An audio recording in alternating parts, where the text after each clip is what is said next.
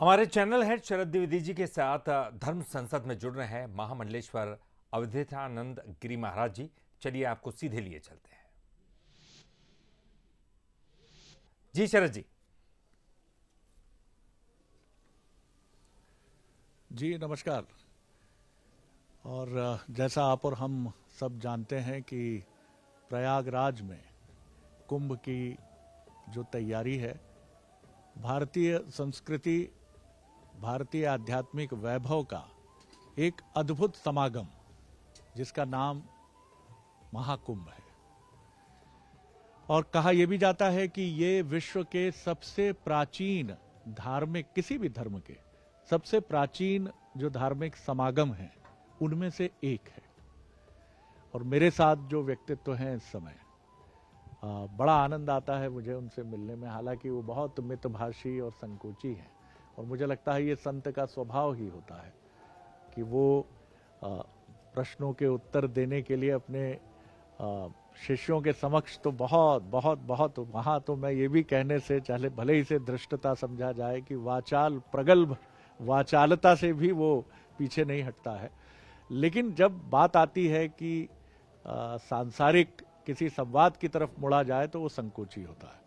मैं बात कर रहा हूं आचार्य महामंडलेश्वर जूना पीठाधीश्वर अवधेशानंद जी से, जिनके अमृत वचन हम देश के एक लब्ध प्रतिष्ठित हिंदी दैनिक अखबार में देखते हैं और बहुत सी समस्याओं का वो समाधान करते, उसके माध्यम से चलते हैं। बहुत स्वागत करता हूं आपका। धन्यवाद जी। पहला मेरा आपसे यही, मैं इसको प्रश्न नहीं कह रहा हूं, मैं इसको एक विनम्र संवाद की श्रेणी में रख रहा हूं। कुंभ का संदेश न सिर्फ भारत के लिए बल्कि पूरे विश्व वांग्मय के लिए आप किस तरह से देखते हैं? क्योंकि ये बड़ा महत्व, बड़ा, जिसको अंग्रेजी में मैं कहूं कि एक स्ट्रैटेजिक टाइम है भारत की दृष्टि से मैं बात करूं। जी। जब पूरे विश्व में अशांति, कलह, उन्माद, अत्याचार, शोषण है, युद्ध है, और यूरोप में एक आर्थिक अव्यवस्था है, अथवा तो हम ऐसा भी देख सकते हैं कि पूरे विश्व में कहीं कहीं किन्हीं किन्हीं क्षेत्रों में अराजकता है, ऐसे में भारत में शांति, आर्थिक उत्थान, सामाजिक समरसता और सनातन संस्कृति को अग्रेसित होते हुए हम देख रहे हैं। आज पूरे विश्व में योग, आयुर्वेद के माध्यम से भारत की ओर उत्सुकता जगी है। पूरा विश्व अब भारत की ओर देख रहा है। मैं कुंभ के अवसर पर आपसे संवाद कर रहा हूं। भारतीय संस्कृति के उच्चतम प्रतिमान जहां चैतन्य, मुखर, जीवंत और प्रखर रहते हैं, वह महाकुंभ। हमारी श्रेष्ठताएं, औदार्य, सांस्कृतिक वैभव, हमारे शास्त्र, विचार और विशेषकर हमारे संप्रदायों का सौंदर्य, कि वो सभी ब्रह्म की ओर, ईश्वर की ओर ले जाने वाले हमारे विचार हैं। अभी पिछले ही कुछ वर्षों में यूनेस्को ने इसे मानवता की अमूर्त धरोहर घोषित किया। कुंभ को यूनेस्को ने कहा कि ये एक सांस्कृतिक अमूर्त धरोहर है, मानवता के लिए इंटेंजिबल हेरिटेज है। और इससे पूर्व में ऐसे संवाद, इस प्रकार के संवाद के साथ साथ इस प्रकार के संदेश और ऐसी नीतियां समाज के लिए, विश्व के लिए, परिवारों के लिए कभी नहीं बनी है। मुझे एक बात कहनी है, अमृत मंथन का अर्थ केवल अमृत का ही निकलना नहीं था, विचार मंथन भी है, मनोमंथन भी है, आत्म मंथन भी है। यहाँ से हम पूरे विश्व को दिशा देते रहे। हर्षवर्धन के काल में, विक्रमादित्य के काल में, अहिल्याबाई होलकर के समय, उससे पूर्व में भी कभी सुदुम्न, सरयाती, नभग, नाभाग, अम्बरीश, दिलीप, रघु, अज, दशरथ। ये कुंभ राम से पहले है, ये कुंभ कृष्ण से पहले है, ये कुंभ ऋषभ देव से भी पहले है। ये कुंभ उस समय है जब भगवान स्वयं कूर्म बनकर, मंदाचल पर्वत बनकर, एक तरह से देखा जाए तो कुंभ में विष्णु के 5 अवतार, वे अमृत बने, अमृत की रक्षा के लिए मोहिनी बने, कूर्म बने, मंदराचल बने और धन्वंतरी बने। तो विष्णु ने कुंभ में 5 अवतार लिए हैं। इसका अर्थ है ईश्वरीय सत्ता लोक कल्याण के लिए, समष्टि कल्याण के लिए यहां प्रकट हुई है।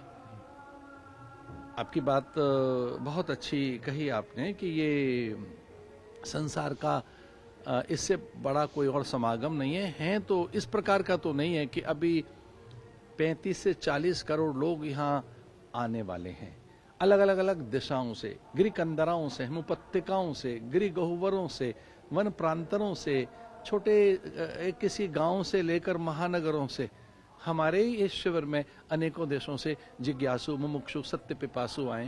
ये संवाद की जगह, ये आत्ममंथन की जगह है, ये एक महाकुंभ अवसर है परम सत्य को खोजने के लिए, और ये स्वयं को जानने का अवसर है।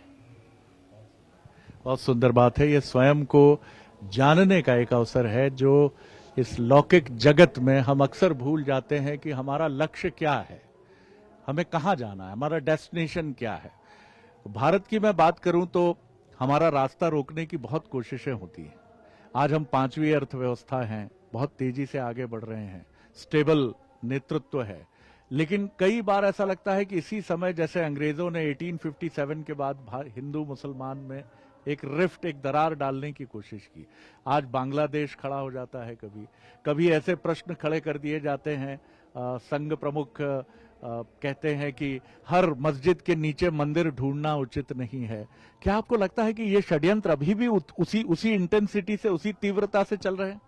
आप बिल्कुल ठीक कह रहे हैं। जग जाहिर है, मैं नाम क्या लूं उन लोगों का, वो यहाँ डीप स्टेट के तहत काम कर रहे हैं। और डीप स्टेट का अर्थ है किसी कंट्री को डिस्टेबलाइज कैसे किया जाए, वहाँ अराजकता कैसे पैदा की जाए,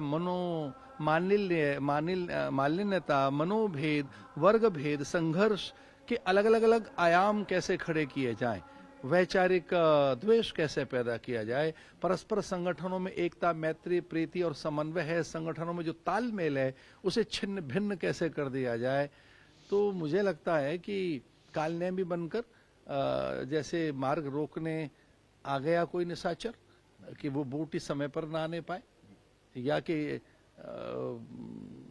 चंडमुंड शुंभ निशुंभ महिषासुर के वध के लिए से दुर्गा आई थी तो मार्ग तो रोका था।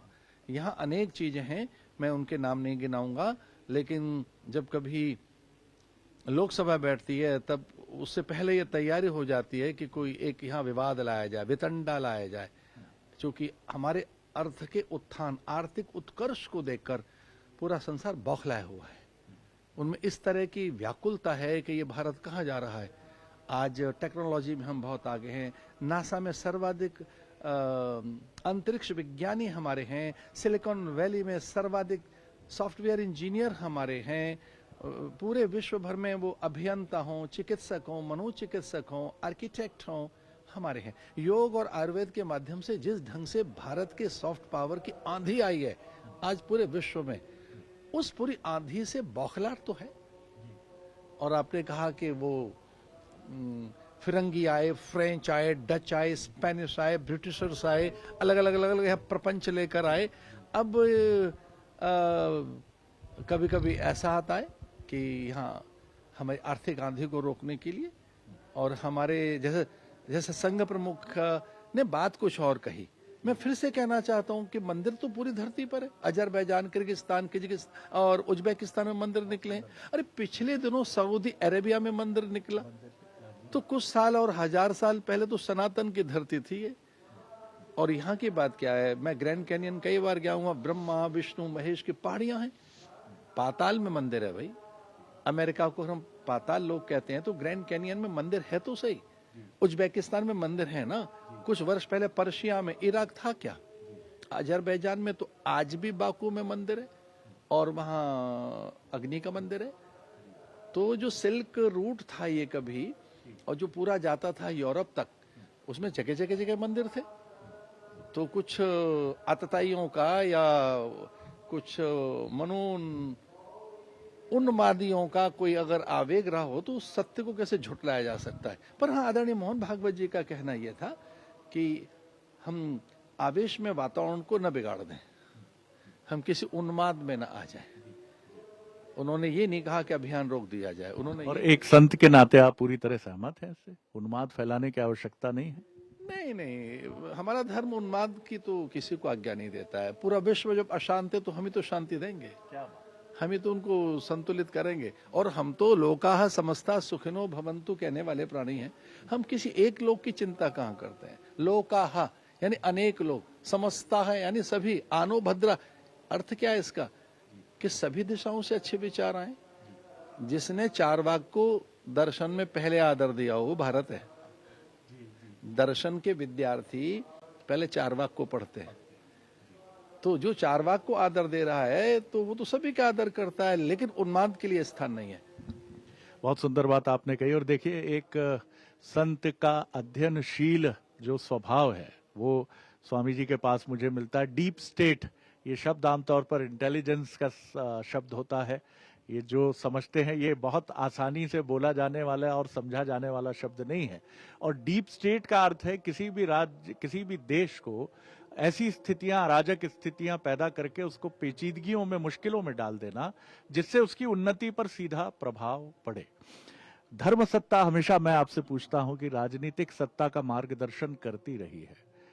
आज हमारे देश में कई बार राजनीतिक परिस्थितियां ऐसी बनती हैं जिसमें कटुता चरम पर पहुंचती नजर आती है।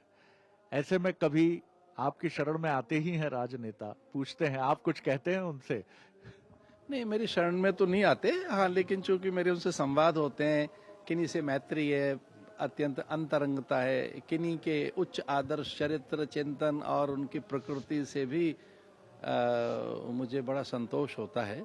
सभी दिशाओं में, सभी वर्गों में अच्छे लोग हैं। विशेषकर राजनीतिक व्यक्ति के पास तो आज वो बहुत व्यस्त है, उसे यहाँ की प्रगति के लिए भी समर्पित होना है, उसे विकास के नए आयाम और नए अवसर ढूंढने हैं। पर हमें ये जरूर कहना चाहूँगा कि जब देश की बात आए, जैसे बांग्लादेश की बात आई है, तो देश को इकट्ठा होना चाहिए। और वो कहाँ गए मानवाधिकार संगठन जो हर बात के लिए कैंडल लेकर निकलते रहें। अब पूरा एक वर्ग इतना आहत और मर्माहत है। जिस ढंग से वहाँ अत्याचार हुआ, वहाँ संतों को उन्होंने कारागृह में डाला है, मंदिर जला दिए गए, युवतियां, तरुणियां, किशोरियों को किस ढंग से अपमानित किया बांग्लादेश में। तो यहाँ सभी दलों को उठकर खड़ा होना चाहिए था और यहाँ की सरकार के साथ खड़ा होना चाहिए। और वो बांग्लादेश जिसको स्वातंत्र दिया हमने, वो बांग्लादेश जिसके लिए हमने न जाने कितनों से बैर मोल लिया, वो बांग्लादेश जिसके लिए मुझे वो समय याद आता है जब छोटे छोटे बच्चे डाक टिकट बेच रहे थे, झंडा घर घर पहुंचा रहे थे। तो उस बांग्लादेश को तो हमारा कृतज्ञ होना चाहिए। उस बांग्लादेश की जहां तक बात है, तो मैं ये यूएन से भी ये अपील करना चाहूंगा कि मानवाधिकार के लिए आप इतने सतर्क हैं, बांग्लादेश के हिंदुओं के लिए आपकी संवेदनशीलता कहाँ है? और भारत के भी वे सब कहाँ चले गए? हाँ, आपने कहा कि राजनेताओं के साथ उठक बैठक है आपकी। दलगत नीति से जब व्यक्ति उठेगा तो निसंदेह राष्ट्र और आगे जाएगा। आज आवश्यकता ही है कि पांचवी अर्थव्यवस्था नहीं, हमें तीसरी बनानी होगी। और हमें उत्पाद के क्षेत्र में, टेक्नोलॉजी के क्षेत्र में, विशेषकर आर्टिफिशियल इंटेलिजेंस के क्षेत्र में हम अग्रणी हो सकते हैं। क्योंकि जिस ढंग का गणित हमारा है, जिस प्रकार से बौद्धिक प्रखरता हमारी है, जो मनीषा हमारे पास है, जिस प्रकार के सांस्कृतिक निष्ठा और आध्यात्मिक मूल्य और उस प्रकार के प्रभा हमारे पास है, अन्य कहीं नहीं है। जब आर्टिफिशियल इंटेलिजेंस सही मानक चाहेगी, सही और प्रामाणिक जब वो आंकड़े ढूंढने निकलेगी, तब वो संस्कृत के पास आएगी, वो वेदों के पास आएगी, उपनिषदों के पास आएगी। क्योंकि वो ये कहता है पूरा विश्व एक कुटुंब है। वननेस के बाद जब आर्टिफिशियल इंटेलिजेंस ढूंढेगी तो हम आगे आएंगे।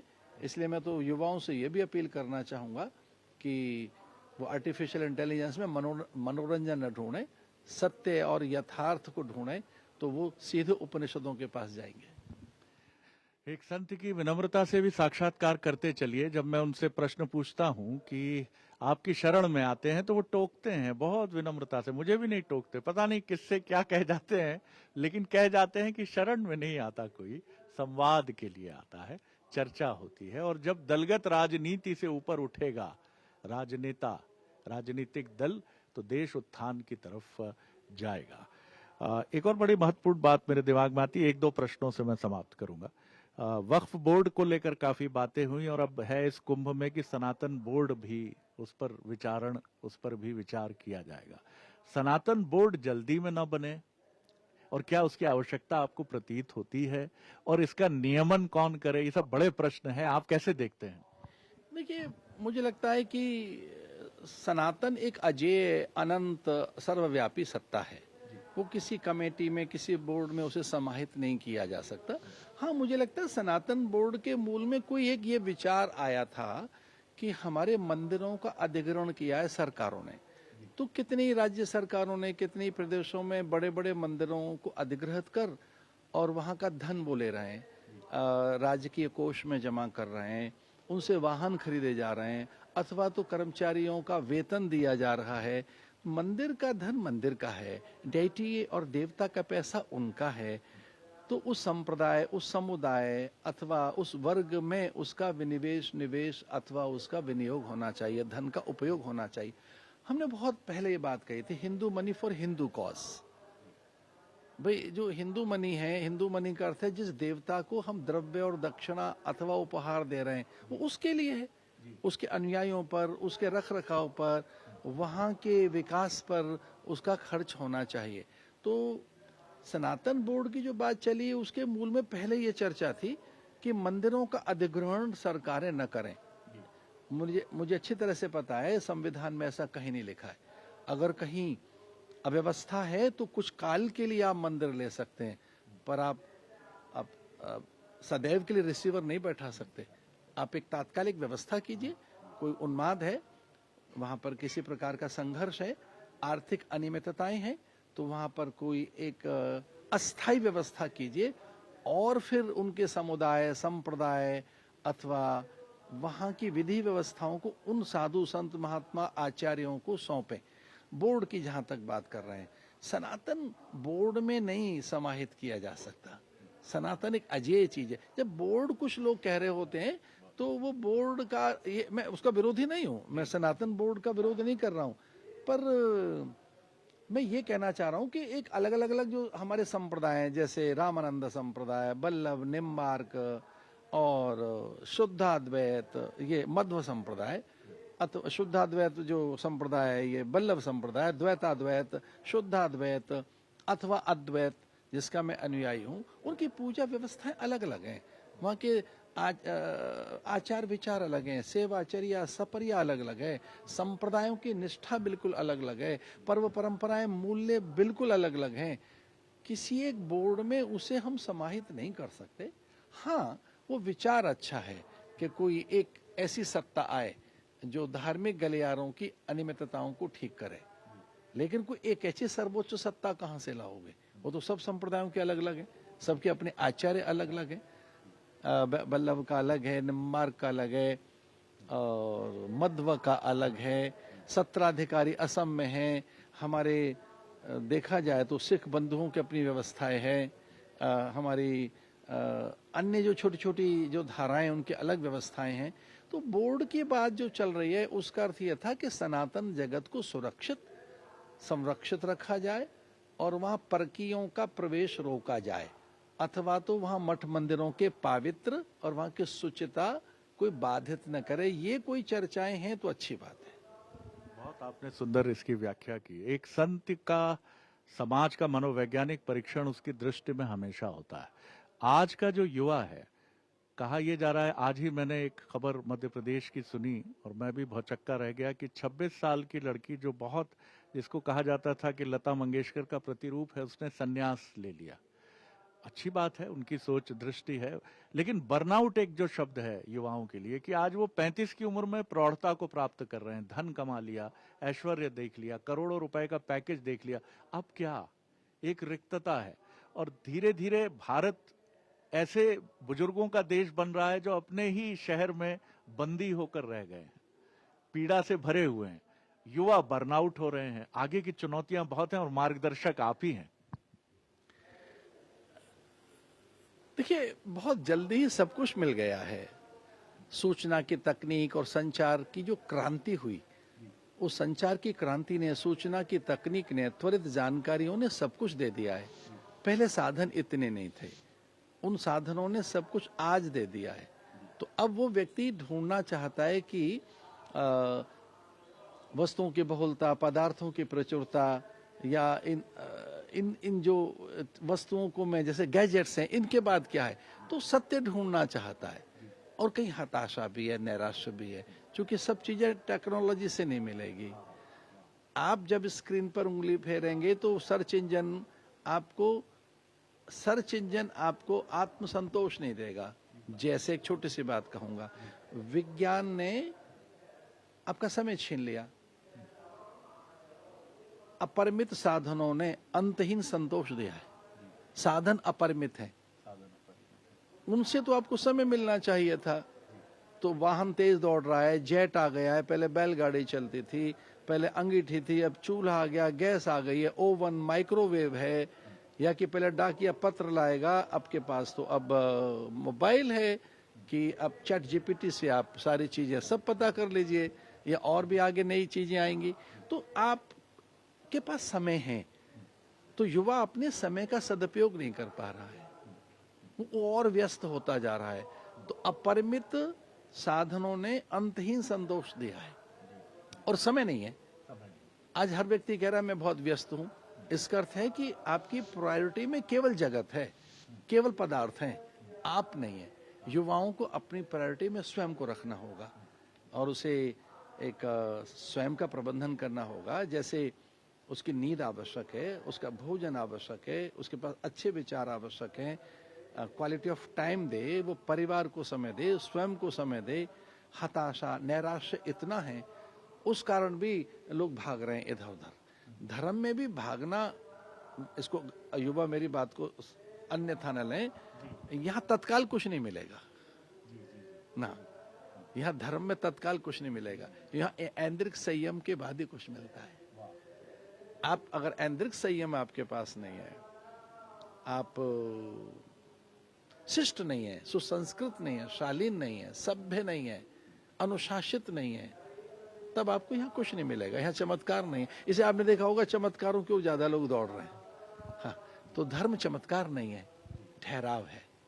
बहुत, मुझे लगता है बहुत सुंदर बात है। दो छोटे छोटे प्रश्नों से समाप्त करूंगा। चमत्कार की तरफ भागना हमारी प्रवृत्ति है।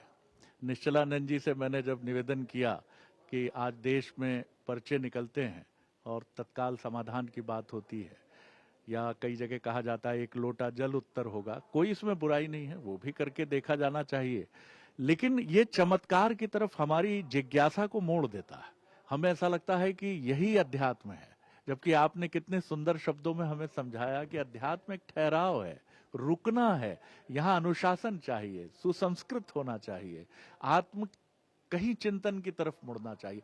क्या कहेंगे आप उन लोगों से जो आपको बहुत ठहर कर सुनते हैं कि चमत्कार में ना उलझ जाएं? चमत्कार को हमारे यहाँ निश्चलानंद जी ने कहा हमसे बातचीत में कि ये एक किस्म का, इसको बहुत अधिक मान्यता नहीं दी गई है भारतीय सनातन परंपरा में। समय समय पर सभी प्रकार के लोग आते रहे हैं, और लेकिन ये देश उपनिषदों का देश है, जिज्ञासा, और मुझे लगता है कि ये संवाद का देश है।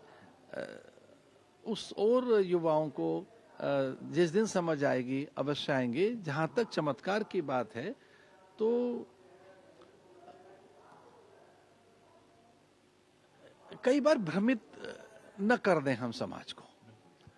उसे हमारा दायित्व तो बनता है कि उसे हम दिशा बोध कराएं, चूंकि हम दिशा बोधक हैं।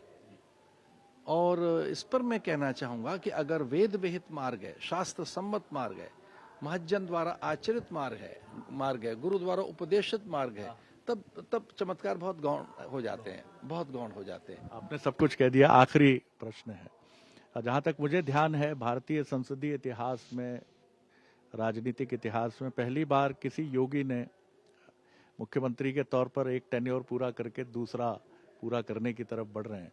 प्रधानमंत्री भी ऐसे हैं जिनके लिए इस तरह की, हालांकि वो कभी बात नहीं करते इस विषय पर, लेकिन कहा जाता है कि उनका भी कुछ वर्षों का ज्ञातवास रहा है। क्रिया योग या महाअवतार बाबा या फिर ज्ञानगंज, कई कई गाथाएं, कई बातें हैं। कैसे देखते हैं आपकी राजनीति में प्रादुर्भाव दो ऐसे व्यक्तित्वों का है? एक तो घोषित परंपरा से आपकी तरह एक मठ से आते हैं, एक परंपरा से आते हैं, नाथ संप्रदाय की नाथ परंपरा से दीक्षित हैं, और एक ऐसे हैं जो अपने अतीत पर बात नहीं करते लेकिन गाथाएं बहुत हैं। माननीय प्रधानमंत्री जी के लिए मेरे पास बहुत अलग प्रकार के शब्द हैं। मैं कहूँगा वो एक उत्तम कोटि के शासक हैं, एक कुशल प्रशासक हैं, एक सभ्य उपासक हैं। और रही बात योगी जी की, उनके पास एक बड़ी दृष्टि है, बड़ा विजन है। आज उत्तर प्रदेश को कहाँ ले गए योगी जी? यहाँ अब सांप्रदायिक उन्माद नहीं है, यहाँ पर बलवा नहीं होता है, यहाँ पर हड़तालें नहीं होती हैं, यहाँ बिजली नहीं जाती है, यहाँ आर्थिक उछाल है। मुझे संयोग से योगी जी बता रहे थे एक दिन कि कोरोना में उन्होंने बहुत हेल्प नहीं ली, सरकार की मदद नहीं ली। कोरोना में वो एक अकेला प्रदेश ऐसा था कि वो स्वावलंबी रहा। हाँ, जो मिलनी चाहिए सरकार की मदद हर प्रदेश को वो तो मिलती रही, पर अतिरिक्त कोरोना में उत्तर प्रदेश ने कोई धन नहीं लिया केंद्र से। ये बात वो एक दिन ऐसा कह रहे थे, और ये निसंदेह एक बड़ी बात है। आज उत्तर प्रदेश में उत्तमता, उत्कृष्टता, एक उत्कर्ष दिखाई दे रहा है। योगी का चमत्कार तो है। संतों को और अधिक आना चाहिए राजनीति। संतों के पास और बहुत काम है अच्छे अच्छे। मेरे ख्याल से इससे बढ़िया उत्तर कुछ नहीं हो सकता। तो आपने सुना एक ऐसे संत को, मैं उनकी किन बातों को याद रखूं? हरिवंश राय बच्चन कहते हैं, क्या भूलूं क्या याद करूं मैं। तो उसी तरह मैं उनकी बातों पर, जिन पर मैं ठिठकता हूं, डीप स्टेट, बहुत महत्वपूर्ण बात वो कहते हैं, भारत को अस्थिर करने के षड्यंत्र से सावधान रहिए। आप तीसरी अर्थव्यवस्था की तरफ बढ़ रहे हैं, आपको रोका जा रहा है, रोकने की कोशिश हो रही है। वो बांग्लादेश जहां मुक्ति वाहिनी सेना को भारत ने समर्थन दिया और पूर्वी पाकिस्तान को आपने बांग्लादेश बनाया, वो हमें आग दिखा रहा है। आज वहां हिंदू असुरक्षित है। ये हो कैसे रहा है? ये किस तरह के षड्यंत्र की रचना है? ये एक संत का बहुत महत्वपूर्ण संदेश है युवाओं के लिए। उनका कहना है, ठहरिए, एक दिन में, रोम एक दिन में नहीं बना था। आपको अटूट परिश्रम, संस्कार, आत्मचेतना और किसी ऐसे गुरु की आवश्यकता है जो चमत्कार या बाजीगरी से आपको सुमार्ग की तरफ न ले जाए। वो आपको वैदिक उपनिषदीय ज्ञान से ओतप्रोत करते हुए उस सन्मार्ग की तरफ ले जाए जो आपकी आत्मा को झंकृत कर दे, प्रकाशमान कर दे। ये बहुत महत्वपूर्ण संदेश है युवाओं के लिए। प्रधानमंत्री की वो मुक्त कंठ से प्रशंसा करते हैं कि वो एक ऐसे राजनेता हैं, एक ऐसे प्रशासक हैं, एक ऐसे अद्भुत चिंतक राजनेता हैं जिन्होंने देश को कहां पहुंचाया है ये किसी से पूछने की आवश्यकता नहीं है। और योगी जी ने, जो उत्तर प्रदेश के मुख्यमंत्री हैं, योगी आदित्यनाथ, उन्होंने बलवा मुक्त उत्तर प्रदेश आज यहाँ, और बहुत महत्वपूर्ण बात वो कह रहे हैं जिसको हम कहते हैं ब्रेकिंग न्यूज।